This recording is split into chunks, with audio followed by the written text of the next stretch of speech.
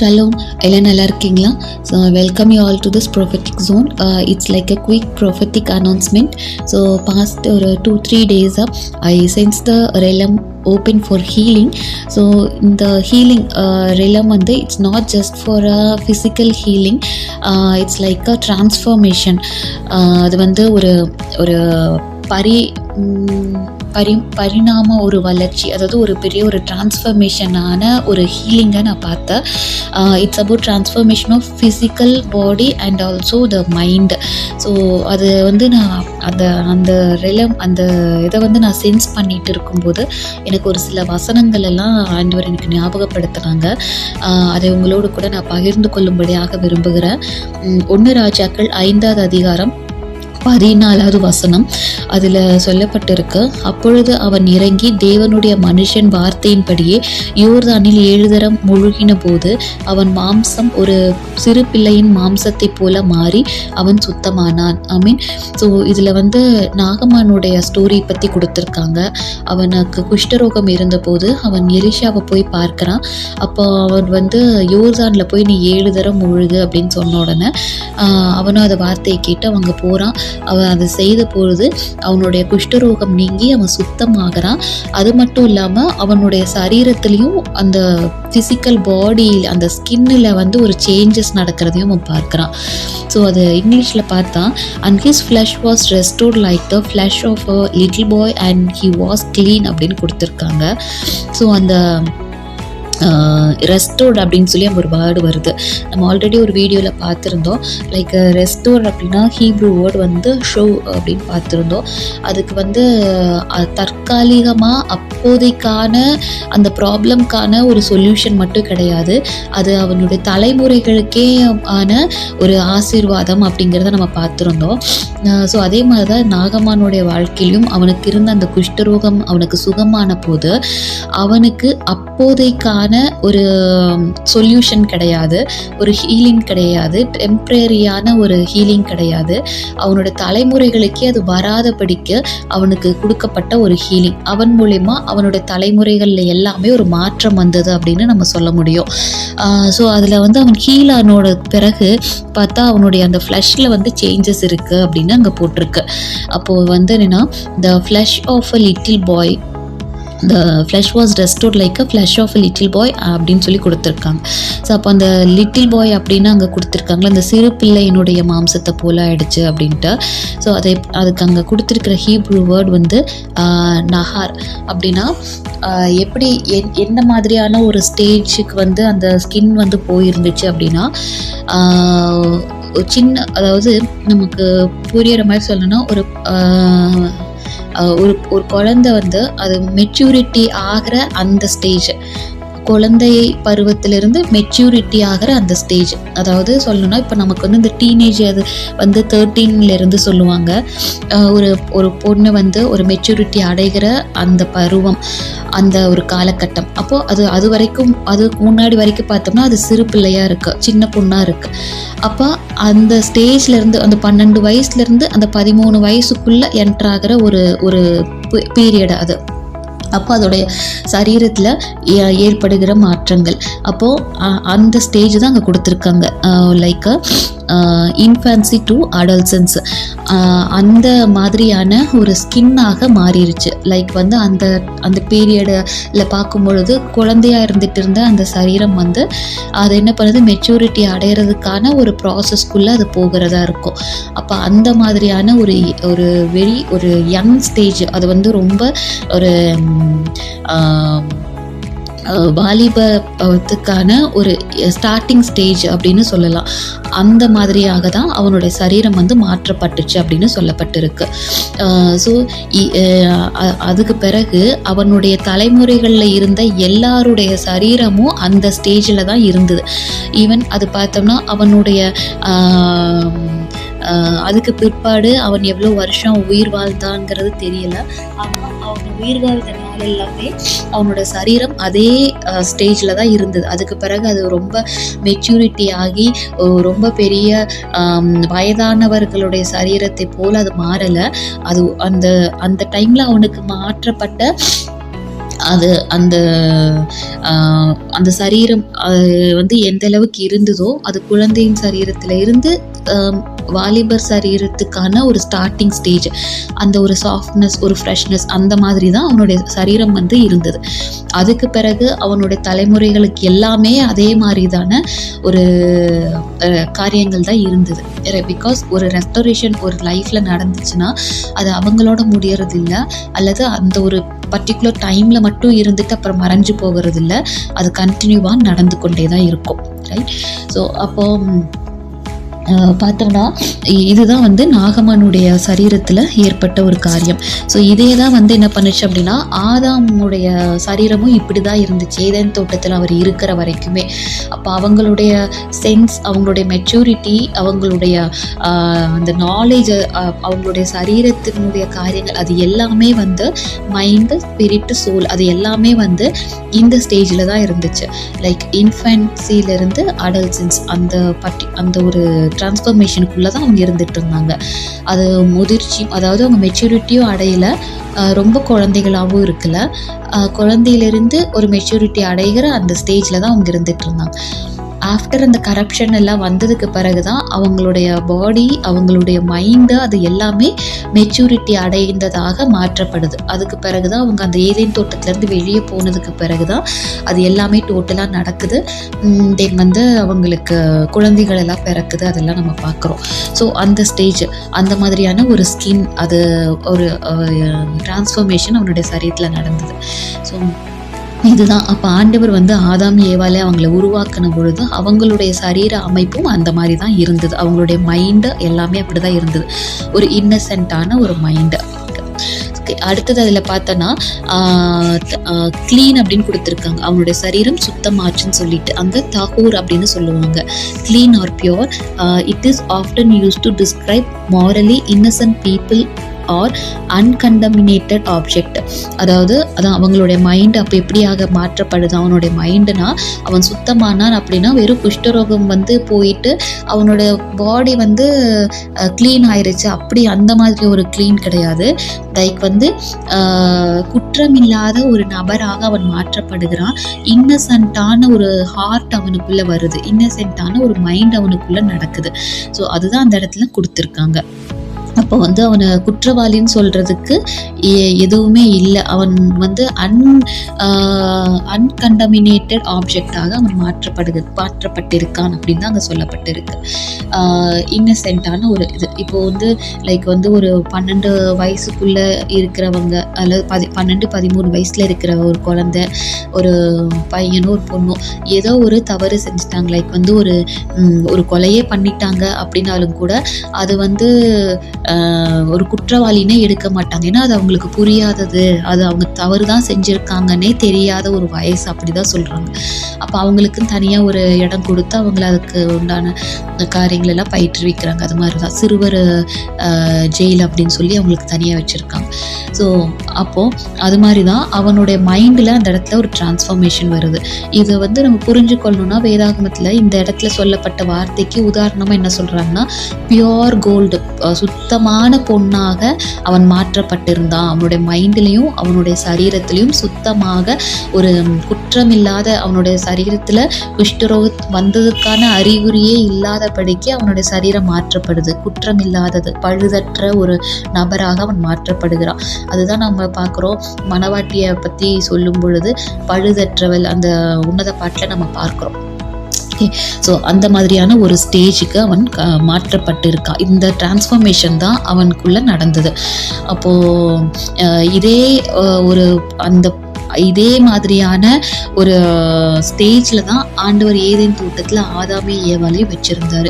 அவர்கள் குற்றவாளின்னு சொல்கிறதுக்கான நபர்களாக கிடையாது, அவர்கள் சுத்தமான பொண்ணாக இருந்தாங்க. அவர்களுக்கு இடத்துல குற்றம்னு சொல்கிறதுக்கு ஒன்றுமே இல்லை, பழுதற்றவர்களாக அவர்கள் இருந்தாங்க. So this is what that healing restoration. அடுத்து பார்க்கும் பொழுது கீலேயாத்தின் பிசின் தைலம் அப்படின்னு சொல்லி ஆண்டவர் ஒரு வேர்டு கொடுத்துருந்தாங்க. இந்த கீலேயாத்தின் பிசின் தைலம் அப்படிங்கிறது இது வந்து ஹீலிங்க்கு சொல்லக்கூடிய ஒரு வேர்டாக இருக்குது. அப்போ அந்த காலத்தில் வந்து அந்த கீலேயாத்தில் இருக்கக்கூடிய மரங்களில் வந்து சரீரத்தில் இருக்கக்கூடிய வியாதிகளை சுகமாக்கும்படியான அந்த தைலம் வந்து அதில் இருக்குமா. அதை எடுத்து என்ன பண்ணுவாங்கன்னா அந்த தைலத்தை ரெடி பண்ணி ஹீலிங்காக அதை அவங்க யூஸ் பண்ணுவாங்க. ஸோ அப்போ அதுதான் ஒரு ஹீலிங்கான ஒரு ரெலம். அப்போ வந்து அதை யாரெல்லாம் சுகமாக்கப்படணுமோ அதை யூஸ் பண்ணும் பொழுது அவங்க ஹீல் ஆகுறாங்க. ஸோ அதே மாதிரி தான் இந்த நாட்களில் ஒரு ஹீலிங், அதாவது நான் சொன்ன மாதிரி சரீர ஹீலிங் மட்டும் இல்லை, மன ரீதியான ஹீலிங் முழுவதுமாக அவர்கள் சுத்தமாக்கப்படுகிற ஒரு ஹீலிங் இந்த நாட்களில் நடக்க போகுது. அதில் தான் நம்ம ரோமரில் பார்க்குறோம். ரோமர் 12:2 உங்கள் மனம் புதிதாகிறதினாலே மறுரூபமாகுங்கள் சொல்லி. This is for the transformation.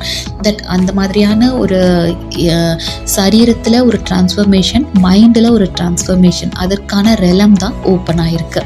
I mean so okay. அடுத்து பார்த்தோன்னா காடைகள் வந்து இஸ்ரவேல் ஜனங்கள் அந்த வனாந்திரத்தில் அவங்க வந்துட்டு இருக்கும்பொழுது பார்த்தா காடைகள் வந்து ஒரு முறை அவங்க வந்து அவங்களுக்கு மீட் வேணும்னு கேட்குறாங்க. அப்போ காடைகள் வந்து பாளையத்தை மூடிக்கொண்டது அப்படின்னு சொல்லி பார்க்குறோம். ஸோ இது ஆண்டவர் எனக்கு காண்பிச்ச 3வது விஷயம். அதில் என்னென்னா அந்த பாளையம் அவங்க இருந்த அந்த கேம்ப்பு ஃபுல்லாக, அவங்க இருந்த அந்த ரெசிடென்ட்டில் அந்த ஏரியா ஃபுல்லாக என்ன செஞ்சதுன்னா காடைகள் வந்து மூடி இருந்துச்சு. அப்படின்னா இட்ஸ் லைக் அ கிளாத்திங். அதை எப்படி நம்ம ஒரு ட்ரெஸ்ஸு நம்ம போடுறோம்ல, அது மாதிரி ஒரு இப்போ ஷால் நம்ம வந்து போடுறோம் அப்படின்னா அது நம்மளை மூடிக்குது, நம்மளுடைய சரீரத்தை அது வெளியே காட்டுறதுல அது வந்து நம்மளை மூடிக்கொள்ளுது. அது மாதிரி தான் அந்த காடைகள் வந்து என்ன செஞ்சதுன்னா அந்த பாளையத்தை மூடி இருந்துச்சு. அதுதான் அந்த இடத்துல கொடுத்துருக்காங்க. அது மாதிரி ஒரு ஹீலிங் கான அந்த ஒரு ப்ராசஸ் வந்து என்ன செய்ய போகுதுன்னா ஜனங்களை வந்து சபையை வந்து இந்த நாட்களில் மூட போகுது. அப்போ அந்த மூடுகிற அந்த நேரத்தில் வந்து பார்த்தோன்னா ஒரு physical healing and spiritual healing எல்லாமே நடக்க போது. ஒரு டிரான்ஸ்ஃபர்மேஷன், ஃபிசிக்கல் பாடியில் ஒரு டிரான்ஸ்ஃபர்மேஷன். எப்படி ஆதாம் ஏவாளுடைய சரீரம் இருந்துச்சோ, எப்படி அவங்க வந்து ஏதேன் தோட்டத்தில் இருந்தாங்களோ, அவங்க படைக்கப்பட்ட போது இருந்த அவங்களுடைய சரீரம் கண்டமினேஷனுக்கு முன்னாடி, அதாவது அந்த பாவத்துக்கு முன்னாடி அவங்களுடைய சரீரம் எப்படி இருந்ததோ அப்படிப்பட்ட ஒரு சரீரமாக அது வந்து மாற்றப்படும். இது வந்து நம்ம இதெல்லாம் நடக்குமா, நமக்கு இதெல்லாம் வந்து பாசிபிளே இல்லைன்னு வேர்ல்டில் சொல்லலாம். பட் வந்து இதுதான் வந்து ஃபேக்ட். இதுதான் இந்த நாட்களில் நடக்க போகுது. நீங்கள் யாரெல்லாம் ஆண்டவருடைய வார்த்தையை நம்புகிறாங்களோ அவங்க எல்லாருடைய சரீரத்துலேயும் வெளிப்படையாக இந்த சேஞ்சஸ் நடக்கும். இது வந்து நடந்தாகணும். பிகாஸ் அதுக்காக தான் ஆண்டவர் சிலுவையில் மரித்ததே. அந்த நியூ ஜெருசலேமுடைய வாழ்க்கை துவங்கிறதுக்கு முன்னாடியே இது எல்லாமே நடக்கணும். ரைட். ஸோ இதுதான் வந்து லைக் க்ரைட்டீரியான்னு சொல்லலாம். அடுத்து 4th பார்த்தோன்னா இஸ்ரேலருடைய அந்த பயணம். அப்போ அவங்க கானான்குள்ளே போகிறதுக்கு முன்னாடி பார்த்தோம்னா அந்த கடைசி ஒரு வாதையாக தலைச்சன் பிள்ளைகள் எல்லாம் மரித்து போகிறாங்க. அவங்க அந்த மோமெண்ட்டில் நிறைய விஷயங்கள் நடந்திருக்கு. அங்கே ஒரு பக்கம் வந்து அந்த அந்த பனிஷ்மெண்ட் நடந்துட்டு இருக்கு.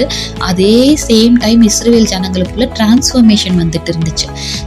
இதே மாதிரியான ஒரு டிரான்ஸ்ஃபர்மேஷன் தான் எப்படி நாகமானுடைய சரீரத்தில் நடந்த அந்த டிரான்ஸ்ஃபர்மேஷன். அப்போது அவனுடைய சரீரத்தில் நம்ம பார்த்தோம் அந்த அந்த குழந்தை, அதாவது டீனேஜுக்கான ஒரு சரீரம் தான் அவனுக்கு வந்துச்சுன்ட்டு.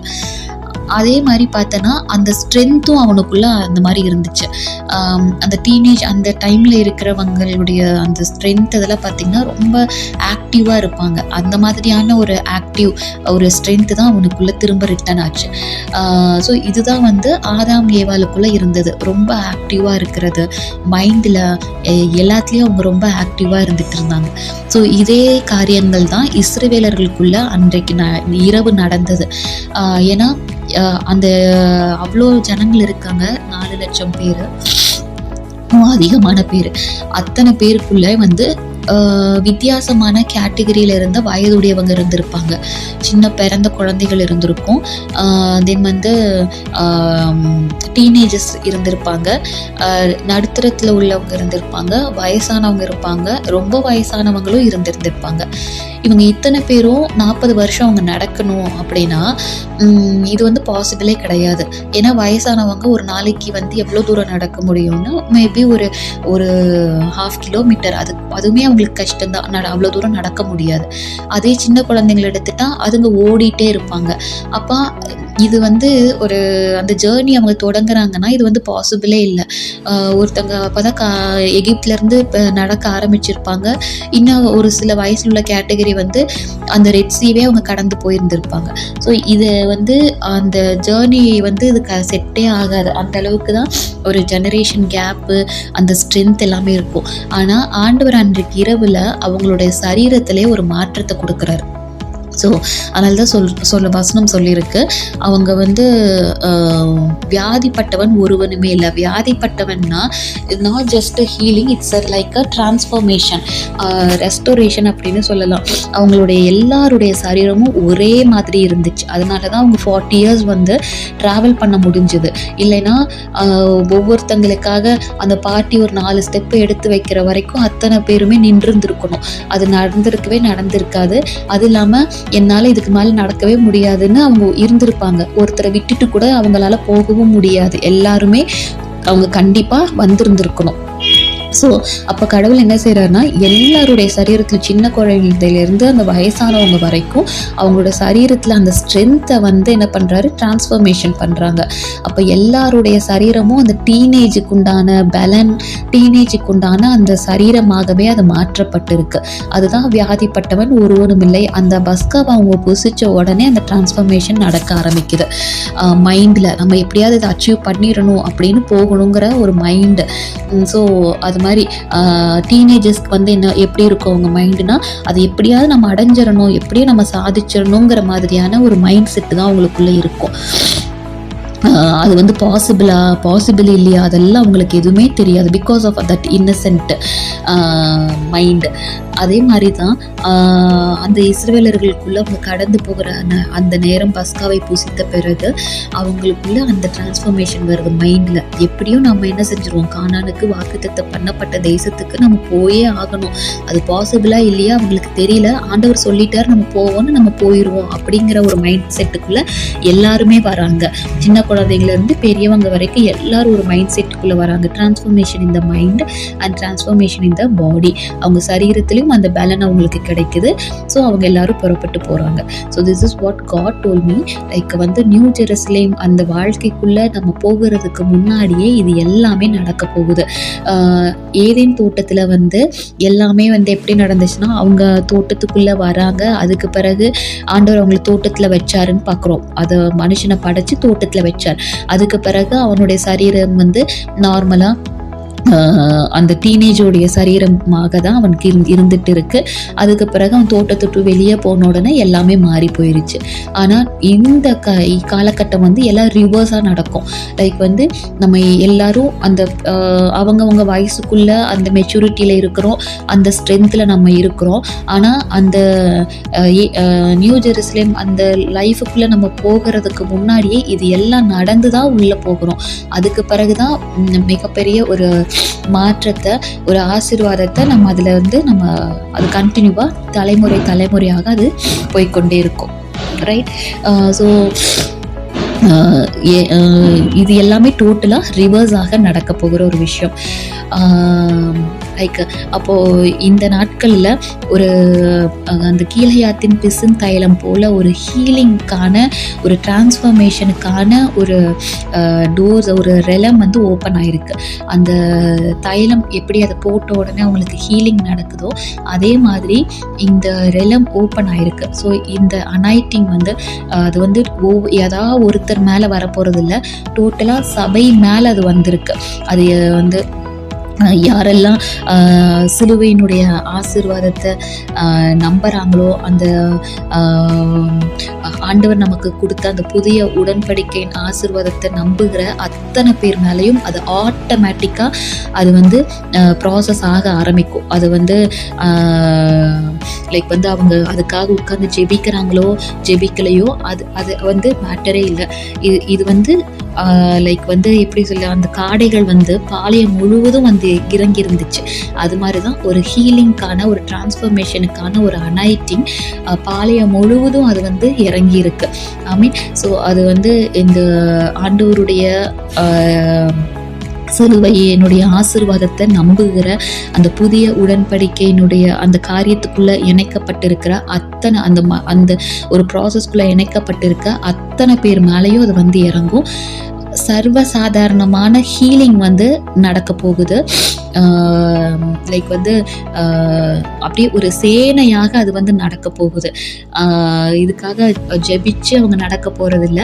அவங்கள அறியாமையே அந்த ஹீலிங் அங்கங்கே சபைகளில் நடந்துக்கிட்டே இருக்கும். டிரான்ஸ்ஃபர்மேஷன் ஆகிக்கிட்டே இருக்கும். அவங்களோட சரீரத்தில் அந்த மாற்றம் வந்து கொண்டே இருக்கும். This is the process which starts from now ஆன்ஸ்.